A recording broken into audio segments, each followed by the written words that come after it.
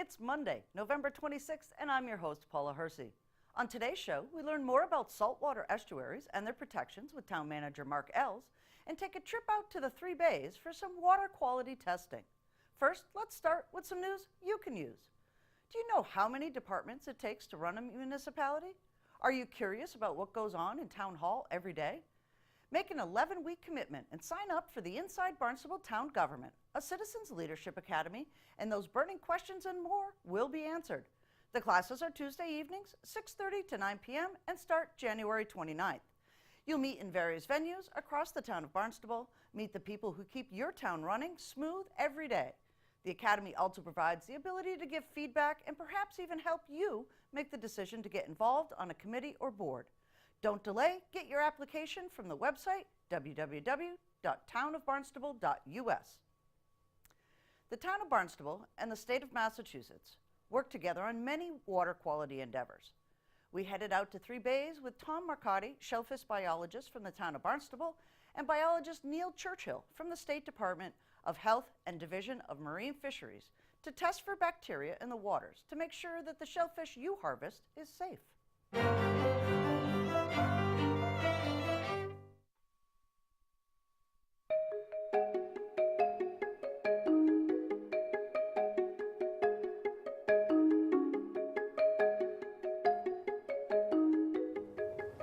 Why don't we start, Neil, Station 4, and we'll do 11.5, and that'll be part of the tour. And then we'll hit North Bay. All right. And then we'll drop everybody off at Bridge Street.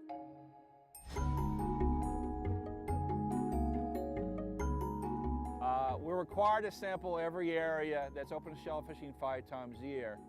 And we do it on adverse conditions where we go out and sample it in the outgoing tide or after rainfall events. And part of the process that we do that, we go to every area has a number of stations in it based on how big the area is and or how complicated the area is in terms of pollution sources coming in. So it's usually anywhere from 3 to 16 stations in an area. It all depends on how complicated the area is. I mean, a big open coastal area will have like 3 stations. You know, here we have North Bay has like 8. It all depends on how complicated the area is and what's going on. Okay. Inside the bottles are sterile because we autoclave. What you want to do when we get to the station, take off the cap. Don't touch the inside of the cap or inside the bottle. And you hold the bottle so the open side down, go down at least a foot, invert it like that, let all the air come out, bring it back up to the surface, pour off the top inch, and then cap it. The reason we do that is that you get down below the surface, so you avoid any surface scum at all. Bring it back up, then you pour it off, so in case you got some by mistake, you pour it off. You cap it, you pour off an inch, that way when we get back to the lab, there's enough airspace. When the lab technician gets to it, they can use it to help shake it up, to stir it before, because it sits in the cooler for like a couple hours, so everything that's settled in the bottle settles at the bottom. So you want to get a good sample, so you shake it out before you do the process. And we try to do it with the towns because it's a cooperative effort from them. It's also easier for me to come down and meet Tom, jump in his boat, go out and do it, and then bring my own boat down, launch it, and have to bring a second person. Since we're both out, in case we see something, we both see at the same time. That way, when he goes back to his boss and says, this is what I saw, we need to fix it, I go back to my boss and tell them that we saw a problem, needs to be fixed. That way it's double, it's that way you have two eyewitnesses to anything. If we have a clean water, it means you can take clean shellfishing. The shellfish that you eat is nice and clean and safe to eat. Also, some people feel that if the water around their property is cleaner, it's nice and clean, it's worth more. So that's a public perception, but basically it's required that if you want an area to be open to shellfishing, we have to test it.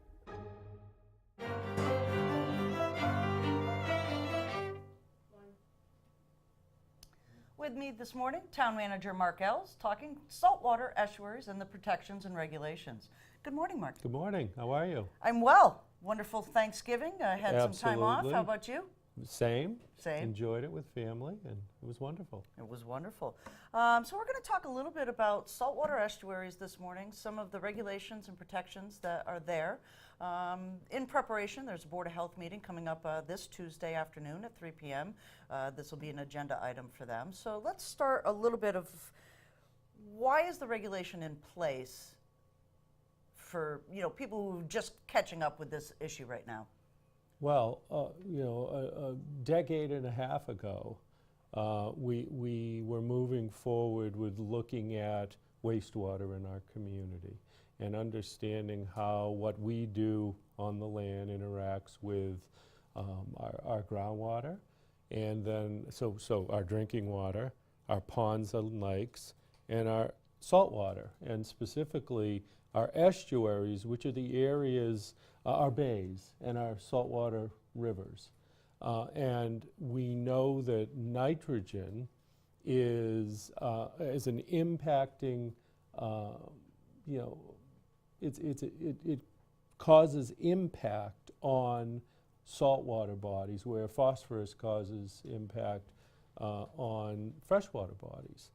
So we began studying this, and we embarked on establishing what they refer to as TMDLs, which is a total maximum daily limit of nitrogen that can enter the system. And once you get above that, you are having detrimental effects to the point where you have major concerns about the long-term health of the resource. So we've been studying this for quite a while. We kind of made a transition from on-site septic systems and how well they functioned, and drinking water supply, and really a 5 part per million planning standard, but a 10 part per million drinking water standard in our public drinking water, relevant to public health issues.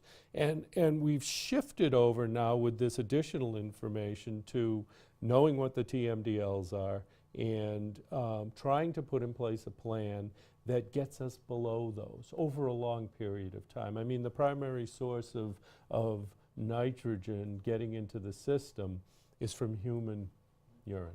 Right. And so, it's pretty clear where that's coming from.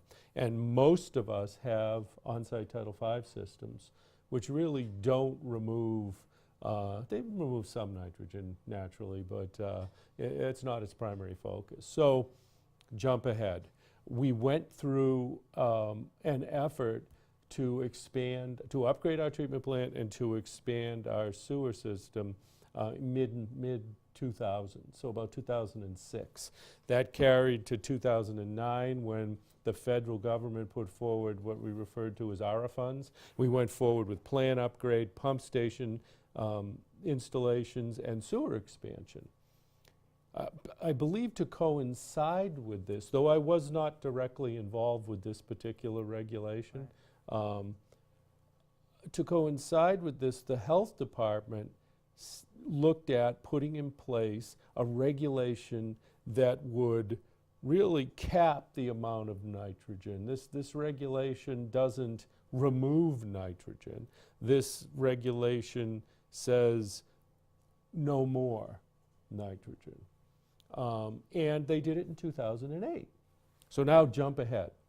And in 2016, I became town manager. We had had a little bit of a lull from about 2010 till about 2016, as far as really aggressively talking about sewering. Certainly, natural resource protection has always been a priority for us. But when I came in as town manager, the town council made it very clear that we needed balance. We needed to protect our unique environment. We needed to do it in a financially sound way and in a way that communicated with the public.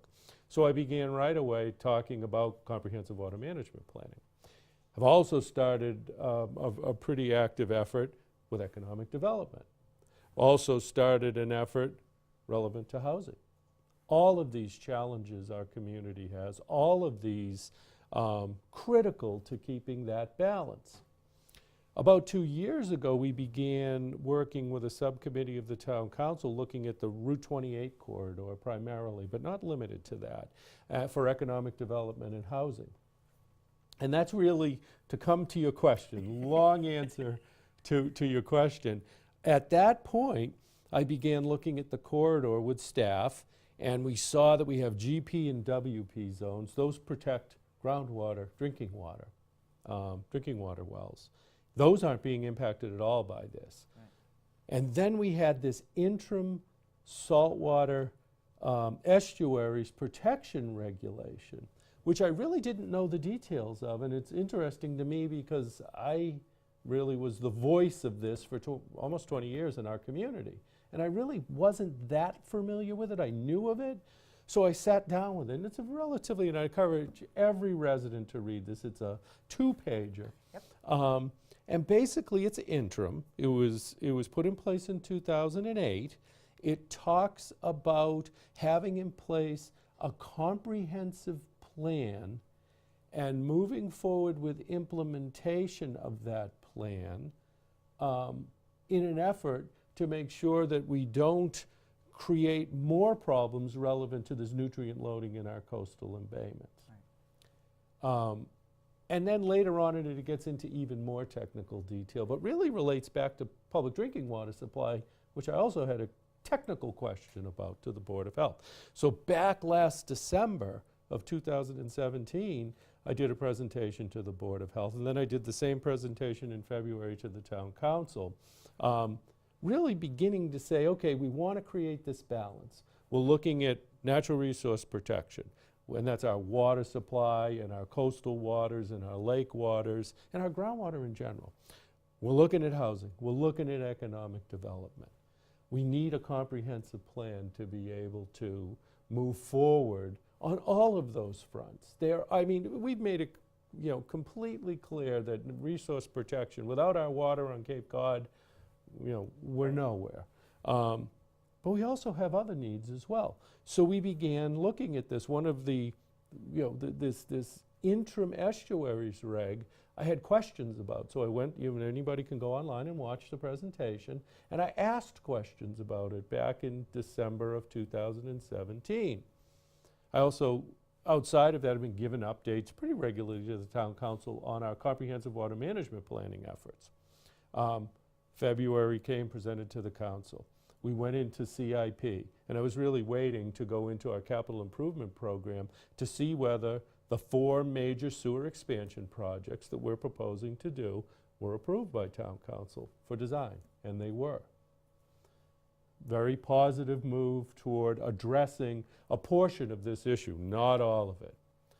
The other thing that has happened over the last couple of years is with the leadership of the Cape Cod Commission and all the communities on the Cape, everybody complied with this 208 planning, which is really a very general planning that was put in place. But what it did for us is opened up non-traditional approaches as an opportunity. And I truly believe, having been involved in this for 30 years here on Cape Cod, that if we can't bring a very thoughtful and comprehensive plan to our public that looks at every single option and tries to accomplish those options that are least cost, but actually get to the outcome you want, like the non-traditionals now that have opened up, our public won't be as supportive as we try to move forward with the real tough ones like sewer expansion. Right. So we're doing all of this. This is all active right now. Come back, CIP gets approved. So I asked to go back to the Board of Health, thinking that, okay, under this interim estuaries reg, along that Route 28 corridor where we're thinking about planning for housing and economic development, that it made sense to revisit this at this point. Because we do have comprehensive planning in place and we are implementing it. So I met with the former chair from the Board of Health and the current chair from the Board of Health. And they said, no, this means a comprehensive wastewater management plan approved by the state and sewers going in the ground. And I said, but that's not clear in the regulation. And the other question I had is, it's been 10 years since we visited it. Shouldn't we be looking at this every couple of years where it's an interim reg? And they said, no, it's very clear that that's what we're doing, but that's not what it says. But many people have come to me and said, no, that was the discussion that they had when they did the Board of Health hearing. So I believe all of that. It's probably exactly the way that it was rolled out. But, and there was community involvement at that point. So my question to the Board of Health has been, and continues to be, do we need clarification in this? Are there portions, because of what we're doing in implementation, that we can look to perhaps lift this interim reg along that Route 28 corridor so that we can start looking at and planning for housing and economic development?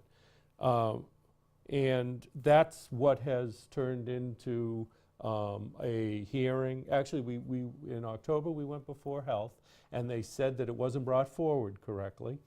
So we said, okay. I mean, I was ready to, my presentation up and everything, but didn't proceed. The chair wasn't ready for me to proceed, so chair controls that board, absolutely. And so they backed up. They voted to bring it forward again.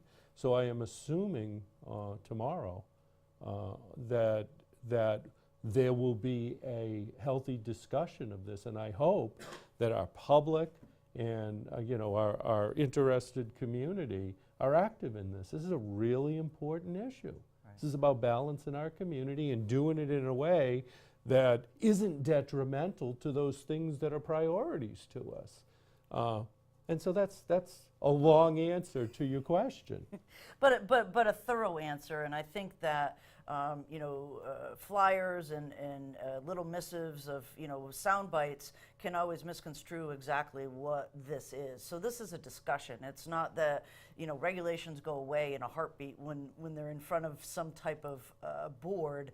There's discussion. There's stakeholders that are there that have both sides of the issues. Coming back to economic development and housing, in order to move forward in a lot of these plans, the town needs X amount of revenue every single year. New revenue, not existing, but new revenue. So economic development plays a part in some of these plans for sewering, per se, and other things that would cost a lot more money out there as well. So when we look at this interim regulation, is it really just to revisit it and to understand why it's in place and to keep it in place, or is there something more that needs to be like an amendment to the regulation or something more permanent? Well, I think that we started last December with the discussion to talk about this. I think where we are now, because the Board of Health has not discussed this yet. I'm hoping that the Board of Health discusses this tomorrow afternoon. And we'll see where it goes from there. This is something that falls under the authority of the Board of Health. It's not something that the town manager has authority over. Right. And so I was trying to facilitate a discussion on this. Now, what is before them says to eliminate the estuary reg, this interim estuaries reg, which I think has grabbed the attention. The reason it was prepared that way is that if you just limited it to a specific area, that would be all that they would discuss. That would be the limit of what they would discuss. This allows a full discussion of the entire area. There is one section down along Craigville Beach that was left out, and the reason it is the GCPC, and so they can't just unilaterally remove this interim. And again, the GP and the WPs don't change at all as a result of this. The restrictions that are there, protecting public water supply, still stay in place. And so they can downsize this, quite honestly, to doing nothing if that's what they choose to do. So that's why it was written the way that it was. And quite honestly, I haven't gotten a lot of public question from this. I think I've gotten 3 emails. And they've been more position statements rather than, well, Mark, what's going on with this? Why you, the questions you've just asked me. And that's why I said she's going to come on Monday so I can share with the public how we've gotten to this discussion, hopefully. Yeah. Hopefully tomorrow. And then move forward from there. Right. I mean, none of these issues go away. It just gets more complicated because, the great work that our RAC did on, on identifying where these nitrogen-sensitive areas are, that is not the single priority relevant to our water system. I mean, we've got public drinking water challenges with emerging contaminants as well. So I see this issue getting more and more complicated because we're testing down to levels that we never had to before. We never had the technology to detect before. And after a couple of summers ago, they dropped the standard, the advisory standard for PFAS in public drinking water, and it impacted some of the Hyannis public water supply. State's talking about dropping that again. Right. So this is down to the level where it doesn't have to be a point source. It can be a non-point source. So a point source is like a known contaminant where there's a lot of it. A non-point source is you and me and our septic systems. So this is becoming a real challenge. And I expect that in the next 20 years, it'll continue in that direction. It's not going to get simpler, it's going to get more complex. So with this comprehensive planning that we're doing, and it isn't just wastewater planning, we got to really, very simply, don't discharge your wastewater up gradient of your drinking water. We've got to figure that out. Regionally, are there advantages? We're in discussions with regional approaches to this as well. Somebody suggested that, well, if you do this interim, remove this interim reg, it's going to impact your agreement with Sandwich and Mashpee. That's not accurate. It will not impact that. And I've talked to the town managers about that. And so people are starting to throw stuff out there, but again, very few. And I wish more were asking questions because these are big issues for us to protect that unique quality of life here we have in Barnstable. And the more citizens that understand it, the better decisions we'll make. Because at the end of the day, that's who we serve here. Right. And so we're available. Watch the Board of Health. I'll give an update to Town Council at the next Town Council meeting. You can reach me by all means. Old-fashioned face-to-face or social media. Exactly. You'll help me out with that, right? I'll help you out with the Thank you. social media. Thank It you. was live on Facebook this morning, so hopefully we've reached quite a few folks. We'll replay this as well so people can prepare for the meeting. Tomorrow afternoon, it's at 3 p.m. In the second floor hearing room right here in Town Hall. And then just to kind of wrap this up, we don't have a lot more time. We come back to the housing. This is, like you said, it's a balancing issue here from economic development, but density in housing. Does this interim regulation say that there's no building going on? Or, so there's some things that, No, people are this- saying, well, can you just build, 3-bedroom houses because of the total maximum daily limits? Or does this allow maybe, if you remove it, the ability to put in condos and apartment buildings for workforce? Very simply, what this does is it says you can have 3 bedrooms per acre rather than 4. I think that the complexity of this may be a deterrent. I wanted clarification, though, on comprehensive planning and on what implementation means. I mean, we went before Town Council at public hearings and got approval to proceed with design of sewers that would reduce 40% of the load to the Centerville River and East Bay. Well, if that's not implementation, then this should be clarified. If sewers in the ground is what they mean by implementation and that's what the community supports, okay. But it doesn't say that. And again, I find it interesting because, You know, I was out there from about 93 until about 2006, even through 2009, weekly discussing wastewater and resource protection. And I wasn't involved in this. So my questions were legitimate. They weren't to erode a tool that's helpful in managing. Right. They were legitimate questions. And as town manager, that's what I have to do, is ask those questions. Right. So I'll continue to. Excellent. Yeah. Thank you so much. Okay, I appreciate it. you're welcome. So I'm not sure what more time that we have, Miss Sarah? Just a couple of minutes. I can end the show. See? Perfect timing. I've never been here for an You've ending. never been here for the ending. No. So we're going to wish everyone a wonderful day. And if you have comments, suggestions, or accolades, please follow us on Facebook or Instagram.